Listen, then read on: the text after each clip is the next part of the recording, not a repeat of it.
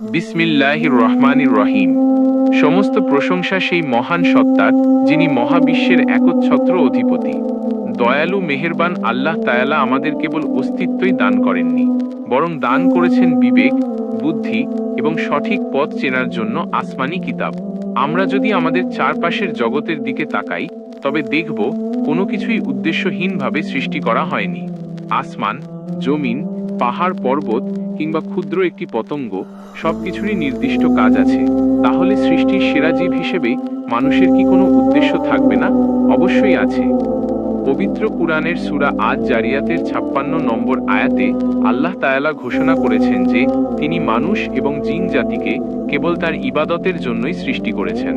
এখানে ইবাদত মানে শুধু কপালে সেজদার চিহ্ন রাখা নয়, বরং জীবনের প্রতি মুহূর্তে আল্লাহর দাসত্ব স্বীকার করা। একজন মুমিন যখন আল্লাহর সন্তুষ্টির জন্য ব্যবসা করে, পরিবার চালায় কিংবা জ্ঞান অর্জন করে, তখন তার প্রতিটি কাজই ইবাদতে পরিণত হয়। মহান আল্লাহ আমাদের এই দুনিয়ায় পাঠিয়েছেন এক মহান পরীক্ষার মুখোমুখি করতে। সূরা আল মুলক এ তিনি স্পষ্ট করেছেন যে জীবন ও মৃত্যু সৃষ্টির মূল কারণ হল কে আমলের দিক থেকে শ্রেষ্ঠ তা যাচাই করা। অর্থাৎ এই পৃথিবী আমাদের চিরস্থায়ী ঠিকানা নয়, এটি একটি পরীক্ষার হলো মাত্র।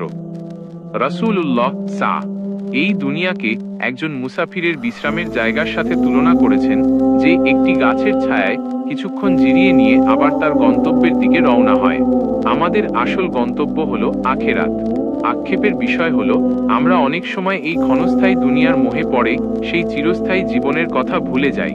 অথচ দুনিয়ার এই সামান্য সুখের বিনিময়ে আখিরাতকে বিক্রি করে দেওয়া কোনো বুদ্ধিমানের কাজ নয়।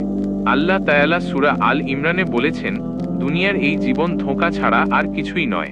তাই আমাদের জীবনের মূল লক্ষ্য হওয়া উচিত প্রতিটি কাজে আল্লাহর হুকুম এবং নবীজির সুন্নাহকে অগ্রাধিকার দেওয়া। আমাদের এই অস্তিত্ব কোনো কাকতালীয় ঘটনা নয়। আমরা গভীর অন্ধকারে নিমজ্জিত ছিলাম, সেখান থেকে মহান আল্লাহ আমাদের অস্তিত্ব দান করেছেন। কিন্তু কেন?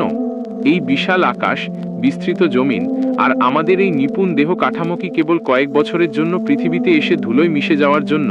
কখনো নয়।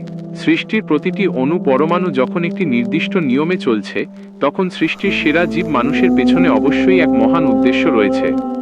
আল্লাহ তাআলা পবিত্র কুরআনে অত্যন্ত জোরালোভাবে প্রশ্ন করেছেন, তোমরা কি মনে করেছো যে আমি তোমাদেরকে নিরর্থক সৃষ্টি করেছি এবং